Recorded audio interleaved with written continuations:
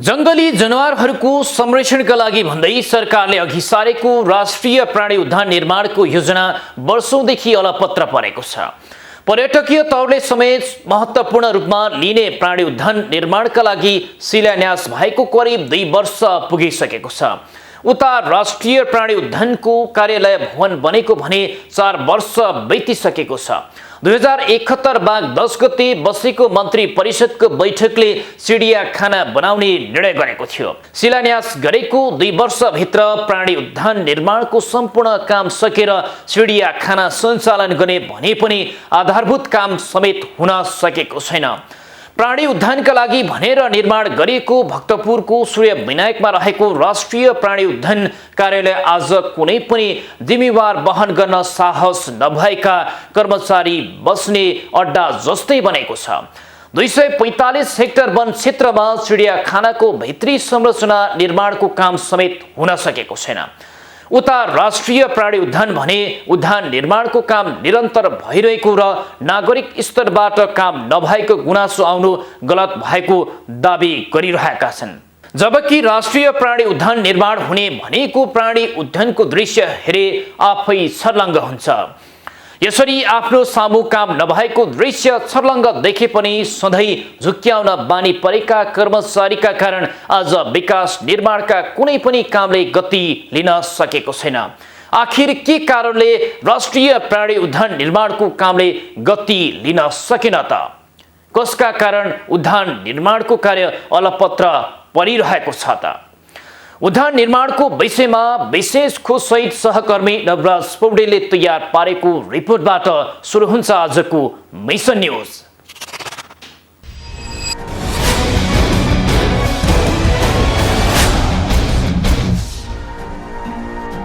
सरकारले भक्तपुरको सूर्य विनायक नगरपालिकामा बनाउने भनिएको वन्यजन्तुको खुला उद्यान चिडियाखाना बनाउने सरकारी योजना अलपत्र परेको छ। सन् 2011 मा राष्ट्रिय प्रकृति संरक्षण कोषले जावलाखेलको सदर चिडियाखानाको विकल्प खोज्नुपर्ने निष्कर्ष निकालेसँगै त्यस वर्ष भक्तपुरको सूर्य विनायक क्षेत्रको जंगललाई खुला चिडियाखाना अर्थात् ओपन जूका रूपमा विकास गर्ने भनी अध्ययन गरिएको थियो। खुला प्राणी उद्यान निर्माणका लागि सम्भाव्य देखिएको सो स्थानमा ध्यान बनाउने गरी अघि बढाएको योजना अलपत्र परेको 1 दशक नै भएको छ। सूर्य विनायकमा बन्ने खुल्ला चिडियाखानाका लागि राष्ट्रिय प्राणी उद्यानको कार्यालय भवन बनेको मात्रै 4 वर्ष बितिसकेको छ। प्राणी उद्यानकै लागि भनेर बनाइएको भवन आज कार्यालयमा आउने कर्मचारीका लागि समय बिताउने थलो मात्र भएको छ। कारण प्राणी उद्यानका लागि सो स्थानमा प्रधानमन्त्री केपी शर्मा ओलीले शिलान्यास गरेको 4 वर्ष पूरा भइसकेको छ। यद्यपि चिडियाखाना निर्माण गरिने क्षेत्र आसपासमा भने पर्खाल लगाउने काम भइरहेको छ। 2071 माघ 10 गते बसेको मन्त्री परिषद बैठकले चिडियाखाना बनाउने निर्णय गरेको थियो। त्यसपछि भने 2073 असार 9 गते तत्कालीन प्रधानमन्त्री केपी शर्मा ओलीले आयोजनाको शिलान्यास गरेका थिए। तर शिलान्यास गरेको 2 वर्षभित्र प्राणी उद्यान निर्माणको सम्पूर्ण काम सकेर चिडियाखाना सञ्चालन गर्ने भनिए पनि आधारभूत काम समेत हुन सकेको छैन। राष्ट्रिय निकुञ्ज तथा वन्यजन्तु संरक्षण विभागका अनुसार उद्यानको विस्तृत परियोजना प्रतिवेदन डीपीआर बनाउने काम नै सकिएको छैन। विभागका अनुसार डीपीआर तयार भइसकेपछि मात्र 245 हेक्टर वन क्षेत्रमा चिडियाखानाको भित्री संरचनाको तयारी सुरु हुनेछ। सूर्य विनायकका 7 वटा सामुदायिक वनले चिडियाखाना राख्न सहमति जनाइसकेका छन्, जसमा 14.2 हेक्टर वन क्षेत्रमा वन्यजन्तु उद्धार केन्द्र समेत बनाउने योजना रहेको छ। तर यसरी वन्यजन्तु संरक्षणमा सरकारले अनेक योजना अघि बढाइरहेको दाबी गरिरहँदा योजना कागजमा मात्र सीमित भएको छ। उता 245 हेक्टर वन क्षेत्रमा बन्न लागेको राष्ट्रिय प्राणी उद्यान सकेसम्म चाँडो निर्माण गर्ने पक्षमा रहेको दाबी गरिरहेका छन्। उद्यान निर्माणको काम निरन्तर भइरहेको र नागरिक स्तरबाट काम नभएको गुनासो आए तापनि काम धमाधम अघि बढिरहेको राष्ट्रिय प्राणी उद्यानका निर्देशक लालबहादुर भण्डारीको दाबी छ। सर्वसाधारण मानिसले भन्ने र हामीले गर्ने कुरामा केही फरकहरू हुन्छन्। हामीले बोल्दाखेरि चाहिँ तथ्याङ्कहरू आधारहरूको हिसाबले पनि बोल्नुपर्ने हुन्छ। भोलि अहिले हामीले बोलेको कुराको भोलि अर्को मान्छेले त्यसलाई चाहिँ पुष्टाइ गर्नुपर्ने हुन्छ। यो समयमा चाहिँ यस्तो कुरा भएको थियो भन्दाखेरि त्यो भएको हिसाबले यसरी चाहिँ यो समयमा नि सकिन्छ भन्न सकिने त हुँदैन। तर के भने हामी चाहिँ जति सक्दो छिटो चाहिँ यसको निर्माण कार्य सम्पन्न गरेर यहाँ चाहिँ चिडियाखाना खोल्नुपर्छ भन्नेमा हामी लागिरहेका छौँ। हाम्रो के अरे राष्ट्रिय प्राणी उद्यान त्यसरी हामीभन्दा माथिल्ला निकायहरू चाहिँ त्यसमा लागिरहेको अवस्था भएको कारणले गर्दाखेरि हामी छिटै चाहिँ त्यो उद्देश्य प्राप्तितर्फ पुग्छौँ भन्ने चाहिँ लाग्छ मलाई। निर्देशकले यस्तो दाबी गर्दै आए पनि उद्यान निर्माणका लागि शिलान्यास भएको 4 वर्ष पूरा भइसक्दा पनि योजनाको प्रगति भने शून्य रहेको छ। यसरी हरेक सरकारी आयोजना कागजमा मात्र सीमित हुँदा विकासका एजेन्डाहरू पछि पर्दै आउने गरेको जग जाहेर नै छ। भक्तपुरको सूर्य विनायकमा प्राणी उद्यान बने पश्चात जाउलाखेलमा रहेको सदर चिडियाखाना सर्ने कि नसर्ने भन्ने कुरामा पनि अन्योलता कायमै रहेको छ। जाउलाखेलमा रहेको सो चिडियाखाना करिब 6 हेक्टर क्षेत्रफलमा फैलिएको छ।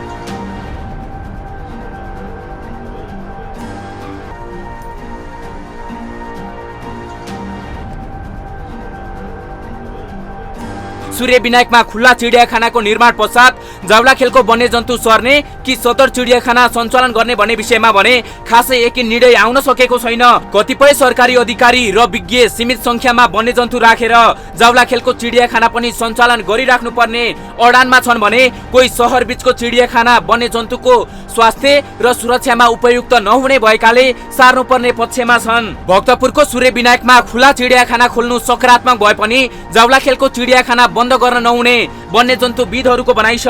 सहर बीचमा रहेको यो चिडियाखाना धेरैको लागि सहज पहुँचमा रहेको र यसले बालबालिकाको शैक्षिक चेतना स्तर विकासमा टेवा पुर्याएको विदहरूको दाबी छ। चिडियाखाना सार्नु भन्दा त्यसलाई थप व्यवस्थित गरेर सञ्चालन गर्नुपर्ने अडानमा छन् वन्यजन्तु विज्ञहरू। चिडियाखानाका प्रमुख चिरञ्जीवी पोखरेल सहरमा चिडियाखाना हुँदा कहिलेकाहीँ सहर पस्ने चितुवा लगायतका वन्यजन्तु नियन्त्रणमा लिन पनि सहज भएको बताउँछन्। चिडियाखानाका लागि जनावरलाई भने सहरको प्रदूषणले असर पारेको उनको दाबी छ।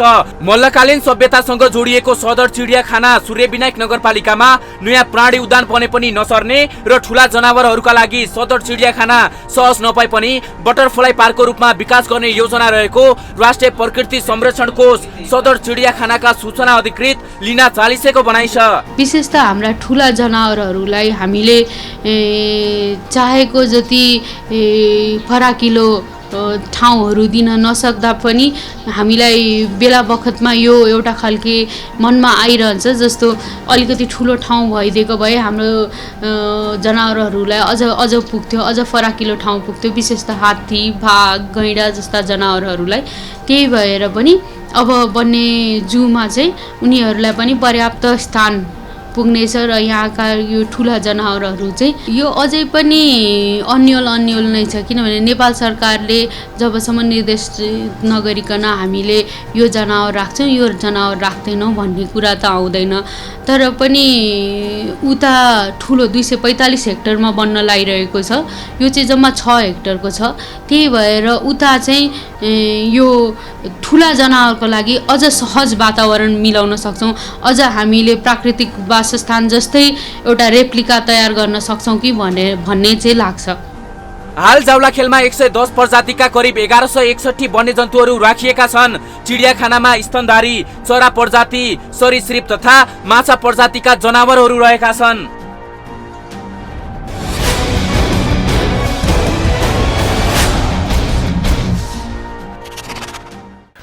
हो यसरी देशकै नमुना प्राणी उद्यानको रूपमा विकास गर्ने लक्ष्यसहित अघि बढाएको राष्ट्रिय प्राणी उद्यान निर्माणको विषय अन्योलभन्दा राज्यलाई विकासको गतिले गिज्याइरहेको छ।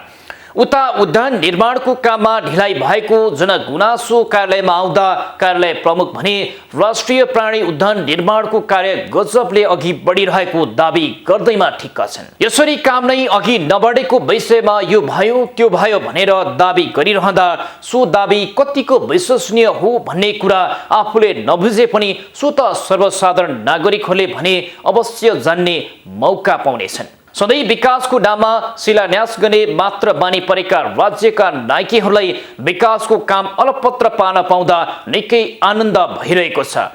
त्यो सँगै राजनैतिक दलको छत्रछायामा सरकारी कार्यालयमा प्रवेश गरेका कामचोर कर्मचारीका नायकीहरूकै कारण आज अधिकांश राज्यको गौरवको योजनाहरू अलपत्र पर्दै आएको सबैमाझ जगजाहेर नै छ। थप प्रसङ्गसहित जोडिनेछौँ यो ब्रेकपछि। ब्रेकपछि पुनः स्वागत छ।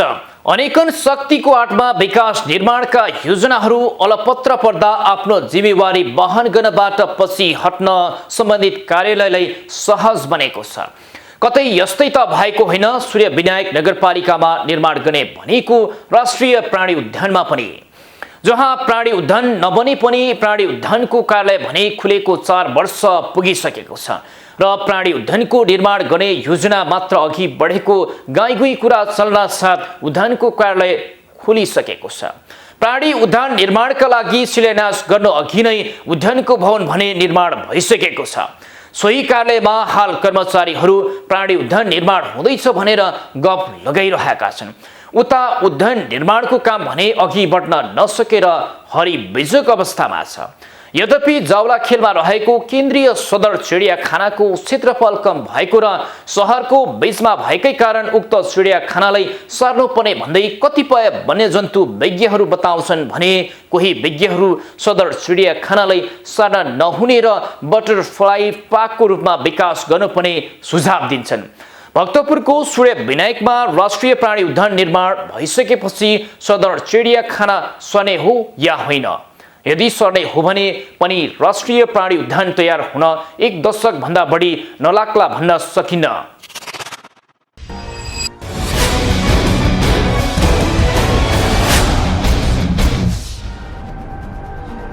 भक्तपुरको सूर्य विनायकमा राष्ट्रिय प्राणी उद्यान निर्माण हुने योजना अलपत्र पर्दा जावलाखेलमा रहेको केन्द्रीय सदर चिडियाखाना भने नसर्ने राष्ट्रिय प्रकृति संरक्षण कोष सदर चिडियाखानाका सूचना अधिकृत लिन चालिसेको भनाइ छ। सदर चिडियाखाना नेपालको गहना मात्र नभई नेपालको पहिलो चिडियाखाना भएको र सबैभन्दा पुरानो तथा जुद्ध शमशेरको पालामा खुलेको हो। सानो भए तापनि चिडियाखाना नसर्ने सूचना अधिकृत लिन चालिसेको दाबी छ। अधिकृत चालिसेका अनुसार प्राणीहरूको संरक्षण शिक्षाका लागि तथा बटरफ्लाई पार्कका रूपमा विकास गर्नका लागि पनि जावलाखेल चिडियाखाना नसर्ने भएको हो।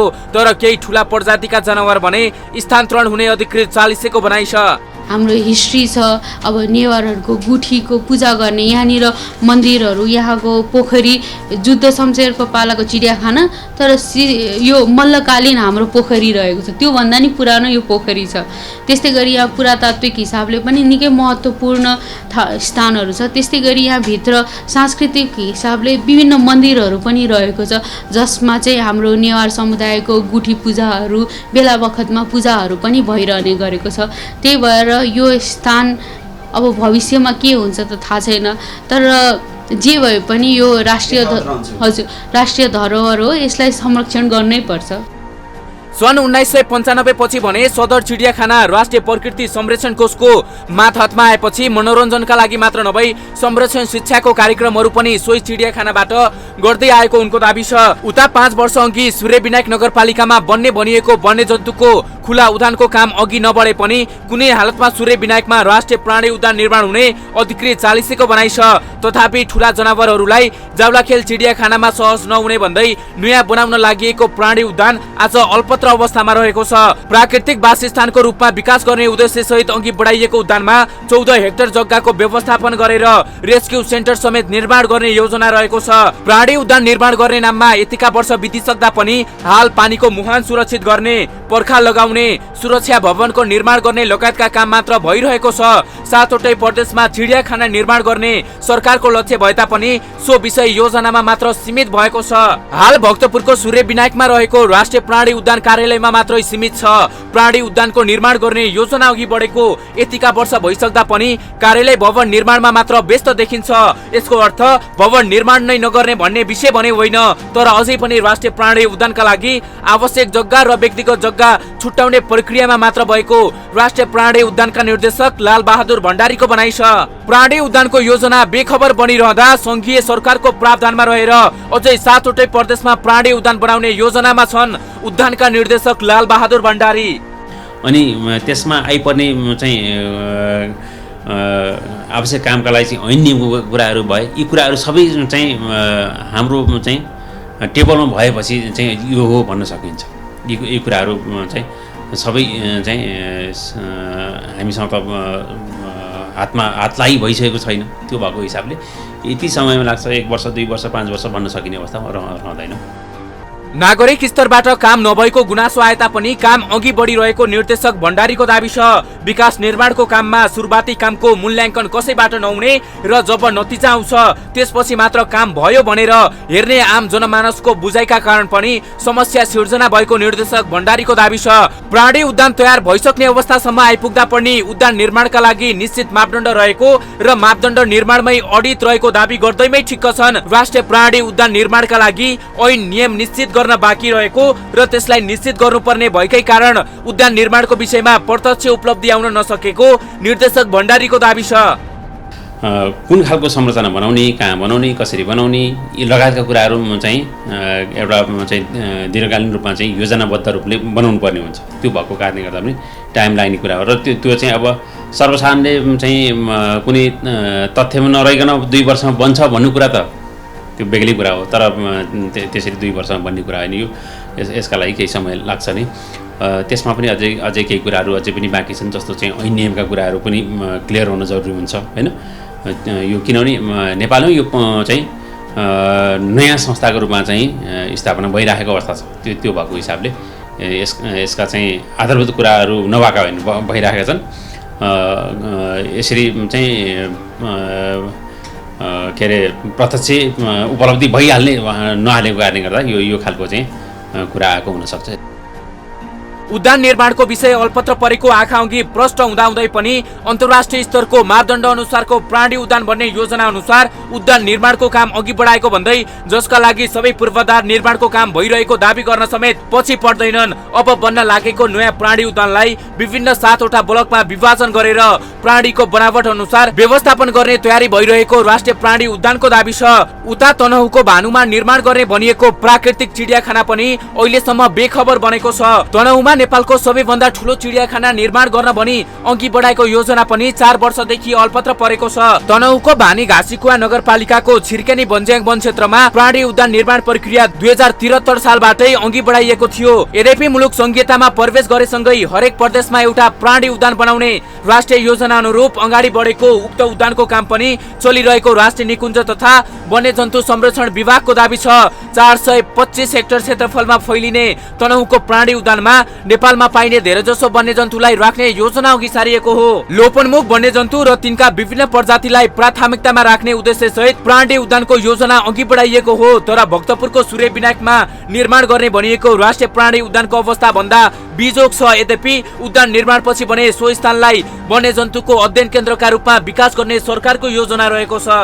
पर्यटनको विकासका लागि सूर्यविनायक र भानुको प्राणी उद्यान कोसेढुङ्गा साबित हुने विभागले दाबी गरिरहँदा दुई उद्यानको अवस्था भने अझै अज्ञात रहेको छ।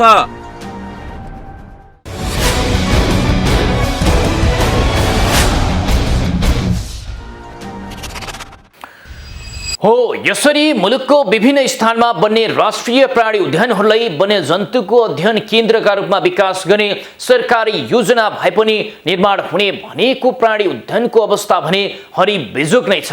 न उद्यान निर्माणको काम नै अघि बढ्न सक्छ, न उद्यान निर्माणका लागि सम्बन्धित निकायको ध्यानाकर्षण नै हुन्छ। बस सम्बन्धित निकायका कर्मचारीहरू उद्यान निर्माणको काम अघि नबढे तापनि उद्यान निर्माणको काम धमाधम भइरहेको छ भने बेली विस्तार लगाउन माहिर भइसकेका छन्। तर उद्यान निर्माण हुने भनेको स्थानमा प्रत्यक्ष अवलोकनका लागि पुग्दा कार्य प्रगतिको विवरण भने शून्य नै देखिन्छ। के सधैँ यसरी राज्यको गौरवमय योजनामा राज्य हाँक्ने नाममा सर्वलाएका भ्रष्ट व्यक्तिहरूका पछि कर्मचारीहरू लागेकै कारण आज कति वर्षसम्म राष्ट्रिय प्राणी उद्यान जस्ता गौरवमय योजनाहरू अलपत्र पर्ने हो? त्यो भने सम्बन्धित निकायको कर्मचारीहरूको कार्यशैलीमा निर्भर रहन्छ। अवस्था आजलाई मिसन न्यूज यति नै। समाजको बृहत्तर विकासका लागि जनहित र राष्ट्रहितका पक्षमा हामी निरन्तर आवाज उठाइरहन्छौँ। विकृति, विसङ्गति र भ्रष्टाचार विरुद्ध देश र दुनियाँ बिउझाउने मिसन न्यूज जारी छ। सत्य, तथ्य र निष्पक्ष समाचारका लागि हेर्दै गर्नुहोला माउन्टेन टेलिभिजन HD। नमस्कार।